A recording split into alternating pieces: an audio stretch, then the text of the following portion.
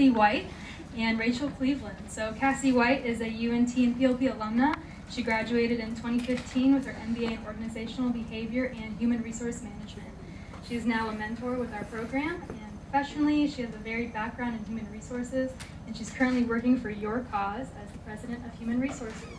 And as you already know, our director, Dr. Rachel Cleveland, so I'll let them go ahead and take it away.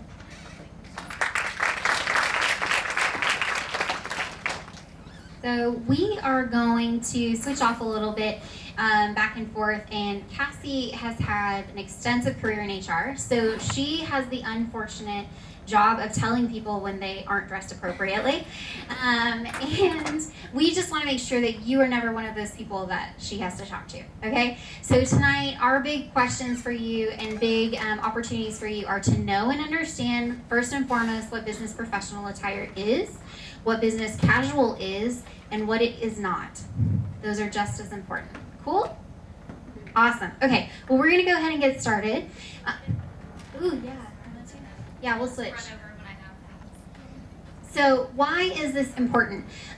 So if you can see these statistics, it says over 2,000 hiring managers were interviewed, and of those that we're talking to, 55% of them said that the way that a person dresses or acts as they walk through the door determines if they're going to get the job or not. That's more than half of the people that have judged you, and you haven't even opened your mouth to say anything. So when we talk about professional attire, we're talking about the very first impression that you're going to have with this company and with these people that are interviewing you. So how many of you want to have a job one day? Your parents will be so proud. Good, perfect. Okay, how many of you think you have to wear clothes at said job one day? All of you? Okay, good. Perfect. All right, so this is why this is important. People are judging you based on your clothing. Not if it's fashion trendy, not if it's in style, if it's clean and kept together, and if you're being modest, and if it's appropriate for the workplace. That's what they're judging you on. And these are the statistics that prove that.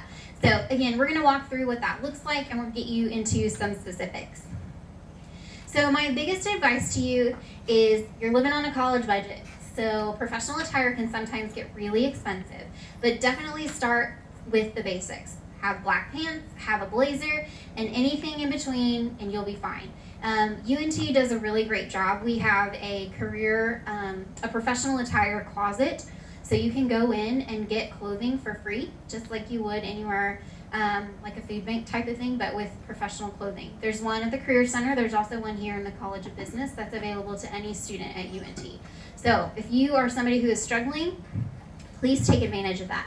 Another event, the Career Center does a great job with partnering with JCPenney. How many of you have seen that they do the suit up nights? Perfect. How many of you have bought things at suit up night? They're heavily discounted, right? Yeah, so it's like 75% off, plus you get a student discount, plus they like add in all these doorbusters. It's amazing. And those are typically at the beginning of each semester, so they're coming up really quickly. But again, always start with the basics. Have a black suit, and you can get crazy from there. And we'll talk through what that looks like. And then, Cassie, you can talk to this a little bit. Shoes. What are the best shoes to have when you have your first interview, and maybe some options for some following interviews? Great question, because that seems easy, right? Just wear nice shoes. Be thoughtful if you're going to a large campus for an organization. If you're wearing heels that are super like wobbly or hard to walk in, or might blister you, or they're brand new, may not be the first time to wear them on an interview in case they want to give you an office tour and you're walking different floors. I mean, big campuses. Some of the companies you're going to be interviewing with and or hopefully working for have ginormous campuses. So have a pair of flats, maybe black nice flats, and with you if you wanted to wear heels, even if they're comfy heels, if you end up finding yourself on a tour you didn't know about, in your bag, keep a pair. Also make sure they're clean and stable. You don't want a heel breaking on that day. It's going to be nervous enough. You're going to be nervous enough. So just make sure that you have a good, solid go-to pair that you know is comfortable, you've worn before. Scuffs, dings, you wore them out doing who knows college, what, don't wear those. Just make sure they're nice, nice and polished.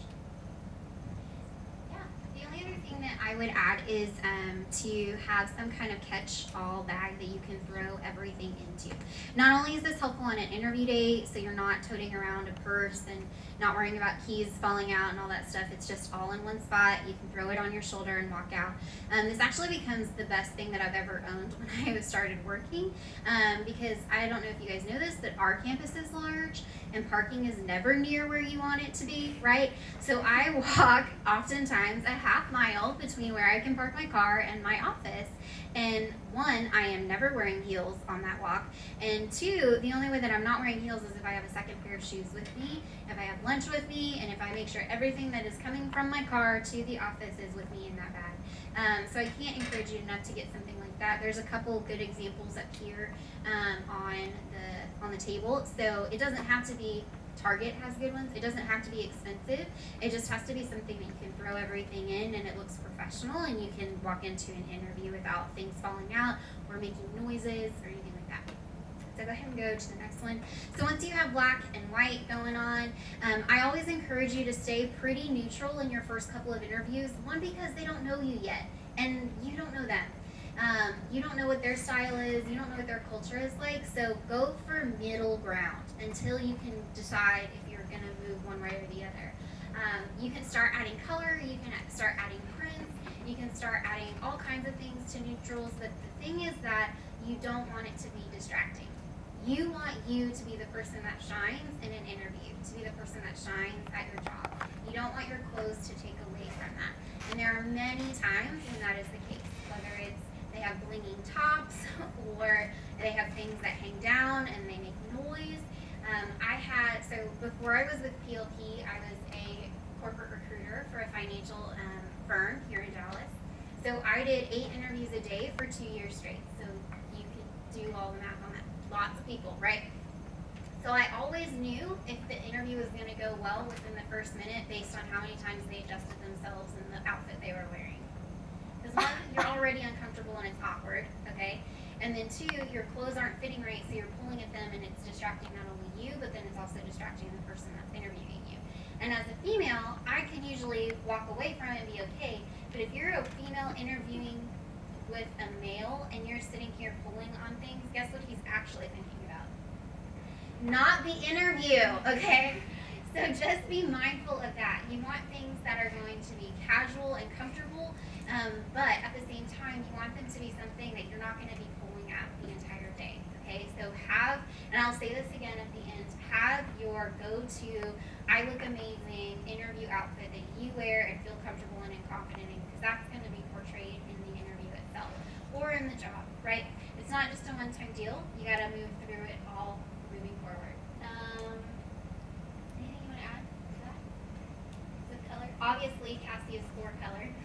I'm not interviewing today. But Yeah, so she wouldn't wear yellow for an interview, but once you're on the inside and you're part of the crowd, go for it. Wear whatever color you want as long as it's appropriate in your office.